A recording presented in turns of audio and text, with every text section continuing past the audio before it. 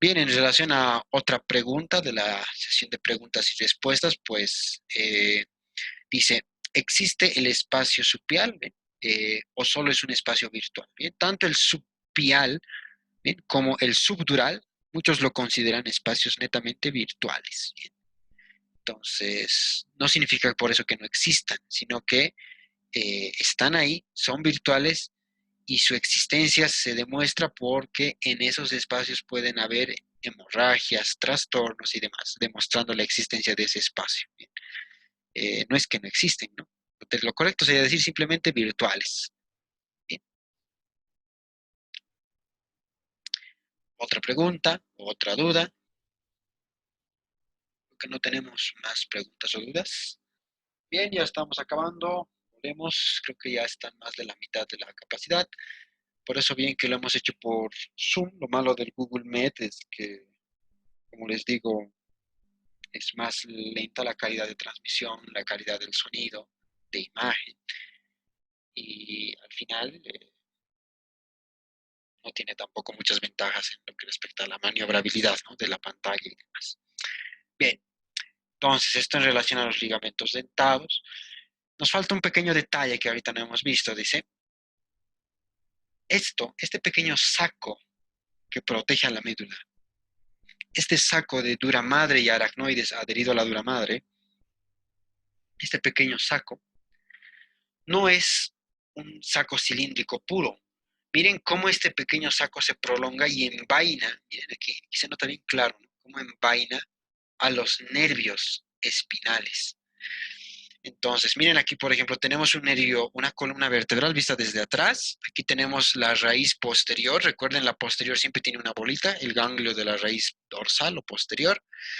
Aquí estaría la raíz anterior. Las dos raíces se unen y forman un nervio espinal. Bien. Miren cómo esta capa de dura madre aquí de azul y lianoides sigue el general. Entonces, la está sucedida sobre la función muy diferente. Bien.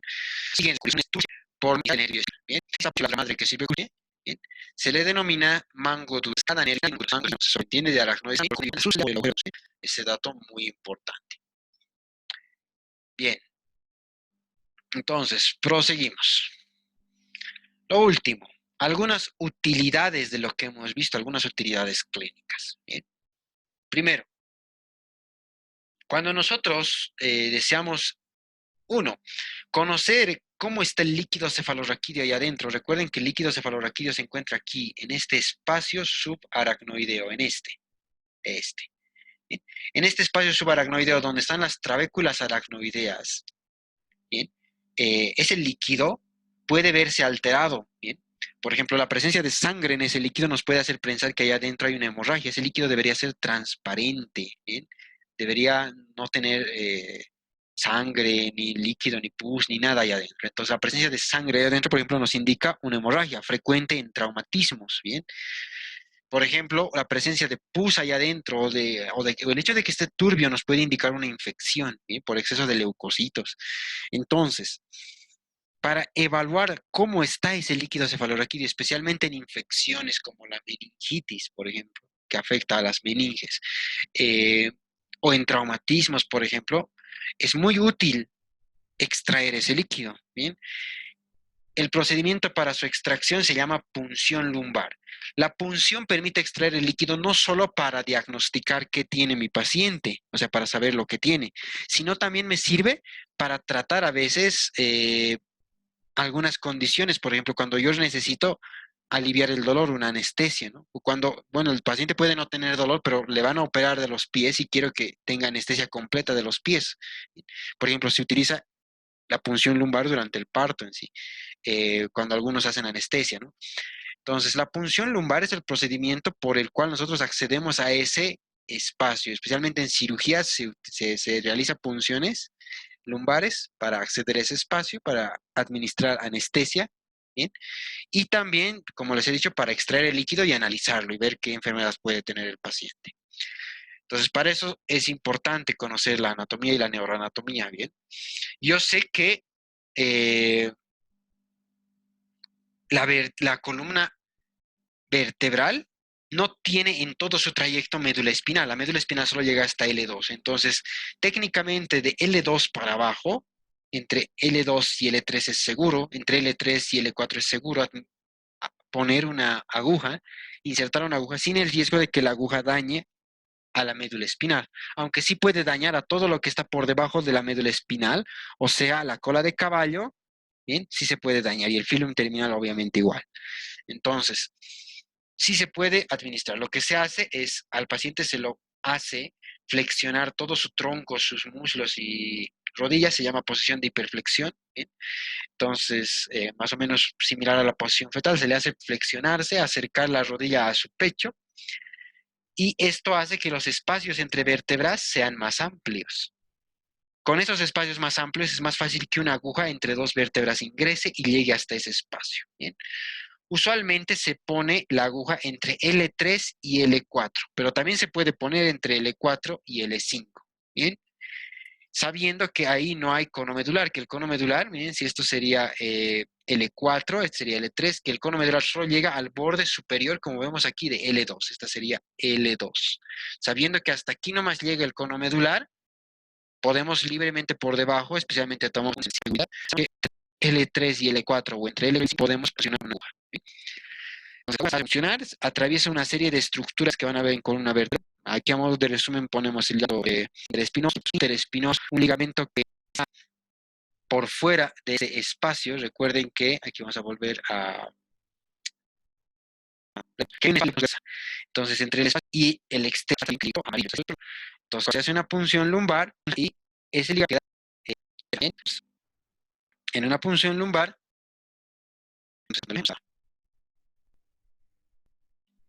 A ver, ya, volvemos a entrar a la imagen.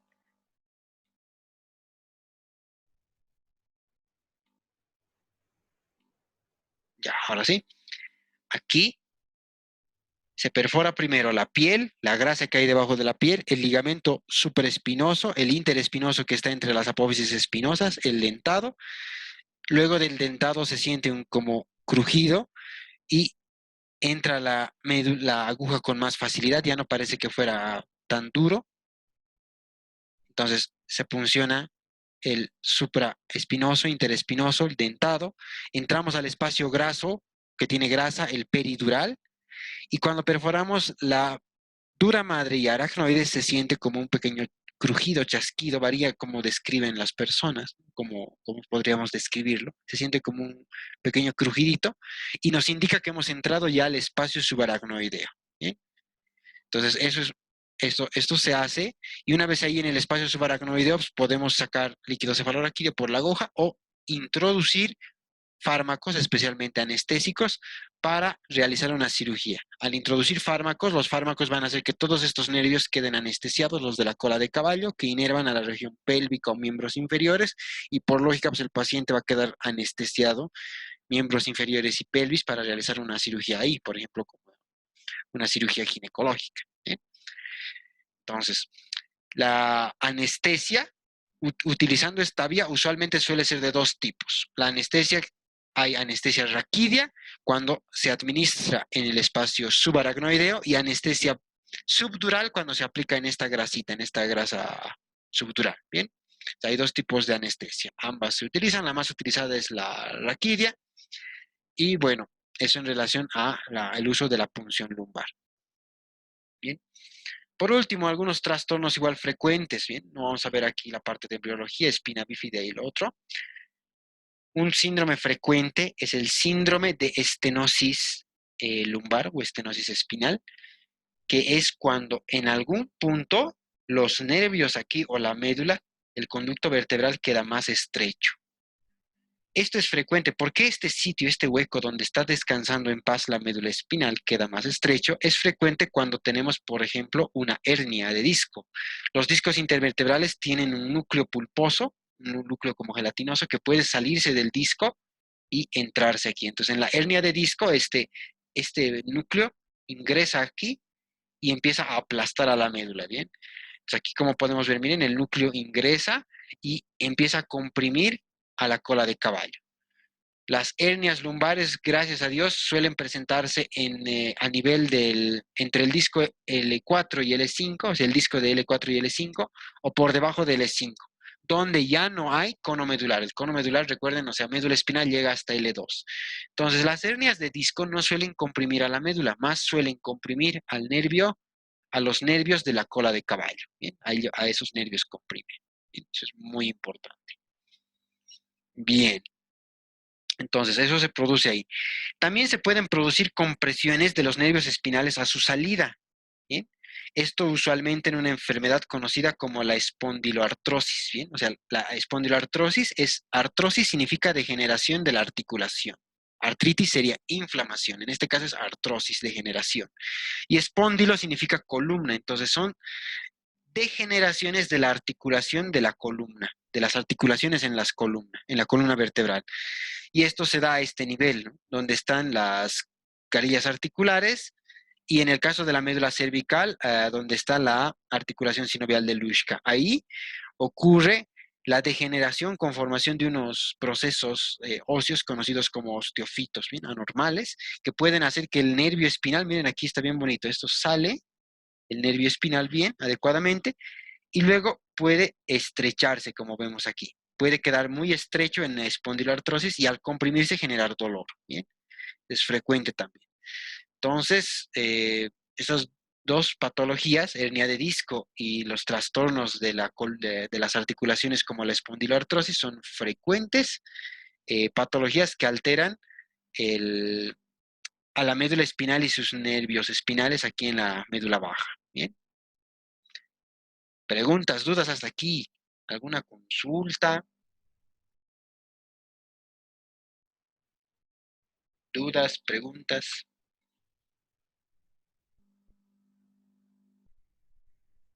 Bien, entonces viendo en la sesión de preguntas y respuestas, tenemos aquí en punción lumbar, ¿no? ¿Qué ligamentos son atravesados durante la punción lumbar? Bien, entonces recuerden, en la punción lumbar ingresamos por la piel, atravesamos la grasita que hay debajo, el tejido celular subcutáneo, luego el ligamento supraespinoso, el interespinoso y finalmente el ligamento dentado, perdón, el ligamento amarillo, ¿bien? Después de eso ya entramos al plano de la grasita y luego a, a la dura madre, ¿bien? Entonces esos son los ligamentos y el orden en que se perforan durante una punción lumbar. Vamos, dudas, preguntas, creo que hay más preguntas. A ver, veamos el chat. Buena pregunta. ¿Qué causa una hernia de disco? Bien, usualmente son sobrecargas crónicas, continuas, mecánicas, bien, o sea, sobrecargas de tipo continuas por varios años, eh, usualmente en la columna lumbar. Y estas sobrecargas de la columna lumbar son frecuentes cuando uno, por ejemplo, alza cosas pesadas, ¿no? Ustedes han debido alzar muchas cosas pesadas tal vez en este periodo de cuarentena. ¿Bien? Pero hay personas que hacen eso por años y años, ¿no? Por ejemplo, personas que transportan cajas, personas que levantan de forma de mala postura, por ejemplo, con malas posturas levantan turriles, varias garrafas al mismo tiempo, etcétera. ¿Bien? Entonces, las sobrecargas mecánicas en la médula, especialmente a nivel lumbar, hacen que estos discos sean tan comprimidos que su contenido ingrese, se desborde. Es como cuando ustedes, por ejemplo, no sé, les ha debido pasar alguna vez, ¿no? Se han puesto, no sé, entre dos panes mucha mermelada y aplastan ambos panes y la mermelada se escurre, ¿no? Por los bordes. Es lo mismo. Aquí tenemos dos vértebras y pues básicamente se puede, eh, esas vértebras al aplastarse, pues tranquilamente el contenido que es como gelatinoso ahí al centro se desborda y empieza a invadir aquí, ¿bien? Hacia el conducto vertebral. Eso es lo que suele causar las hernias lumbares o hernias discales, es el término más correcto, hernia de disco o hernias discales.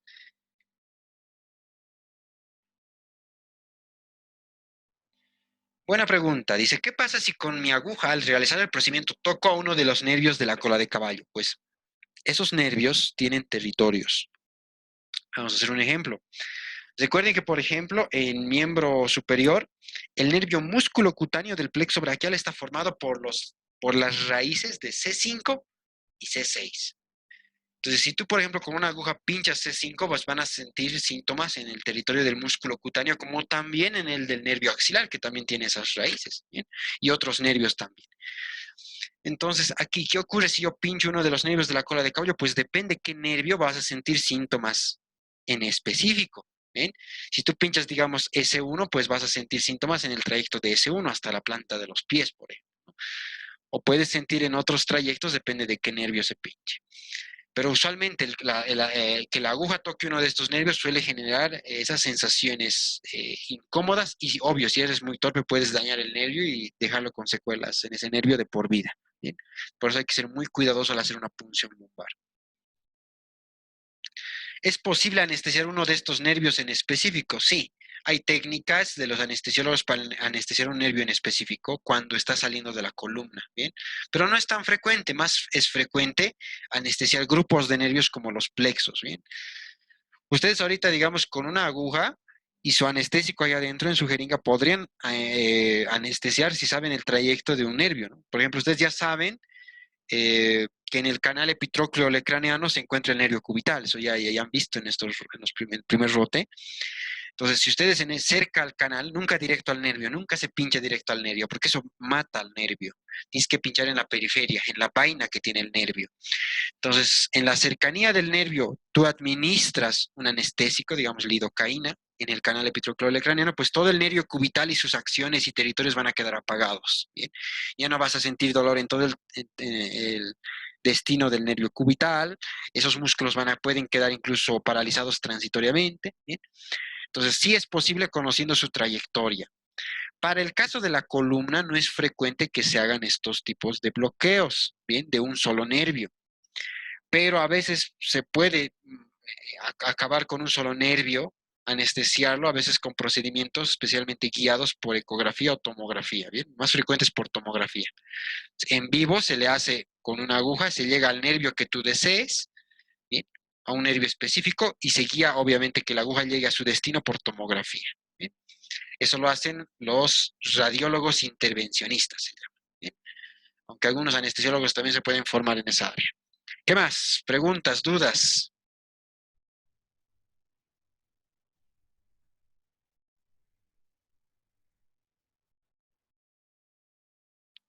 Dudas, preguntas, creo que no tenemos más dudas o preguntas, ¿bien?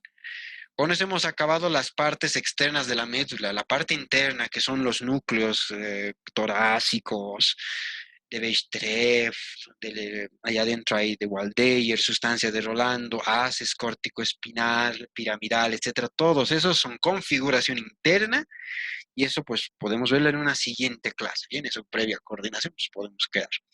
Entonces, como les he dicho, vamos a tener dos clases gratuitas, dos clases abiertas y luego, bueno, con los que estén interesados podemos pasar ya a clases ya más seguido o personalizadas acorde al temario que ustedes deseen, ¿no? O al temario de la cátedra o el que los interesados deseen. Bien. Espero les haya gustado las presentaciones de hoy. He tratado de hacerlo lo más corto, un tema que es larguito. Y bueno, pues todo contacto para lo de las clases se va a comunicar en el grupo. Bien, así que atentos al grupo. Les voy a decir si es necesario escribir o creamos otro grupo para solo los interesados que me escriban y yo les agrego. Atentos al grupo de WhatsApp. Bien, entonces, si no hay más dudas, preguntas de este bonito tema, espero que hayan aprendido cosas, espero que sepan un poquito de terminología. Bien, si ustedes van a ser anestesiólogos o se van a dedicar a algo de radiología, pues sí o sí van a tener que dominar esto, especialmente el anestesiólogo toda su vida va haciendo punciones lumbares, cada vez hace punciones lumbares, es su diario vivir. Entonces, recuerden, las materias que están aprendiendo ahora, muchas cosas de estas materias nunca las van a volver a ver adelante. Lo que significa que, pues, mientras más te rajes en primero, mejor médico vas a ser. No es esperar a tercero, cuarto para ahora sí veo pacientes, porque a veces uno piensa pues, en primero, segundo, tercer año, dice, es teoría, no veo pacientes, enfermedades, pero no. Para ver pacientes, enfermedades, tienes que dominar esa teoría. Algunos creen que cuando llegue a cuarto, quinto, ahí la rompo, como dicen, no, ahí la hago, o como en ese meme, ¿no? Mi momento ha llegado, dicen, pero no, no, el momento es ahora, es el presente. Rájense, ¿bien? Todo lo que están estudiando no saben cuándo les va a llegar a servir, ¿bien? Como dicen, no hay peor que llegar a emergencias y que te atienda ese compañero que tú lo veías y no leía nada. Así que ustedes no sean ese compañero que desde el primer año no leía nada, no. Lean. ¿Eh? Recuerden, lo más lindo es atender a tus pacientes como si fueran tus propios familiares y que tus pacientes pues, te vean y digan, ah, que me atiende ese doctor. Bueno, espero les haya servido. Nos vemos atentos al grupo de WhatsApp para cualquier comunicado y hasta la próxima. Bien, chao, chao.